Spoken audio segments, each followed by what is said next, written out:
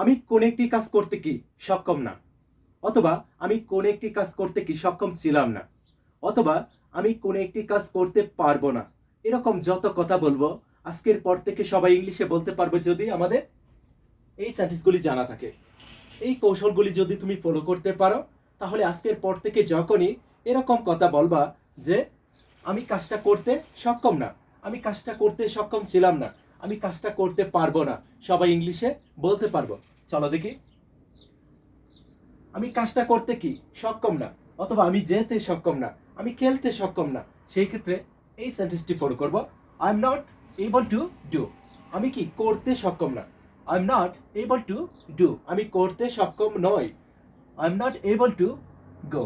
আমি যেতে সক্ষম নই, মানে আমি যেতে পারি না। Okay, I am not able to play. আমি খেলতে কি সক্ষম না। খুব সহজেই কিন্তু ইংলিশটা সবাই তৈরি করতে পারবো। শুরুতে হবে যে কোনো একটি সাবজেক্ট, যে কাজটা করতে পারে না, যে সক্ষম না, তাকে শুরুতে বলবো। তারপর এম, ইজ, আর, এদের যে কোনো একজনকে ইউজ করবো কি সাবজেক্ট অনুযায়ী। তারপর সবার সাথে হবে কি not, am not, is not, are not. তারপর এবল টু, এরপরে ডু এর মতো যত ভার্বের প্রেজেন্ট রূপ রয়েছে তাদেরকে শুধু বসিয়ে দিব, তাহলেই হবে। I am not able to do. আমি করতে সক্ষম নয়। He is not able to do. সে কি করতে সক্ষম নয়। You are not able to do. তুমি করতে কি সক্ষম না। খুব সহজেই কিন্তু সবাই ইংলিশটা বলতে পারবো। আর যখন বলবো যে আমি করতে সক্ষম ছিলাম না অতীতে, আমি যেতে সক্ষম ছিলাম না, আমি খেলতে সক্ষম ছিলাম না, সেই ক্ষেত্রে am, is, are এর পরিবর্তে হবে was অথবা were। এই বিষয়টা শুধু আমাদের মনে রাখতে হবে, আর সব ঠিক থাকবে। I was not able to do। আমি করতে সক্ষম ছিলাম না। I was not able to go। আমি যেতে সক্ষম ছিলাম না।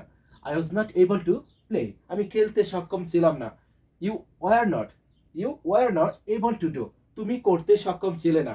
We were not able to do। আমরা করতে কি সক্ষম ছিলাম না। খুব সহজ কিন্তু, সাবজেক্ট অনুযায়ী was অথবা were। তারপর তাদের সাথে হবে কি নট।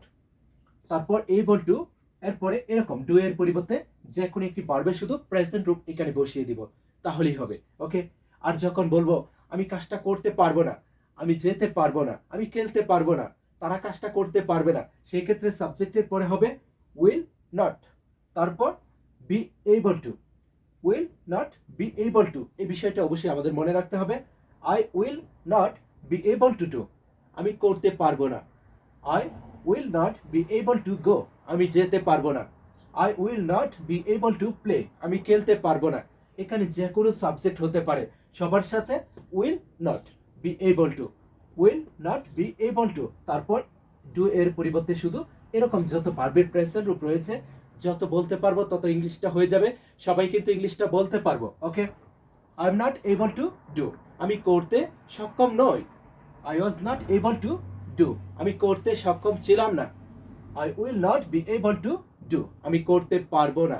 আশা করি আজকের পর থেকে যখনই এরকম কথা বলবো সবাই ইংলিশে বলতে পারবো। এখানে তুমি আই এর পরিবর্তে যে কোনো সাবজেক্ট বসিয়ে দাও, তার সাথে অ্যামিজার থেকে যে কোনো একজনকে ইউজ করা, ওয়াজ ওয়ার থেকে যে কোনো একজনকে ইউজ করা, সবার সাথে উইল, সবার সাথে কি উইল। ওকে, এভাবে যদি শিখতে পারি আশা করি সবাই পারবো। যদি ক্লাসটি ভালো লেগে থাকে অবশ্যই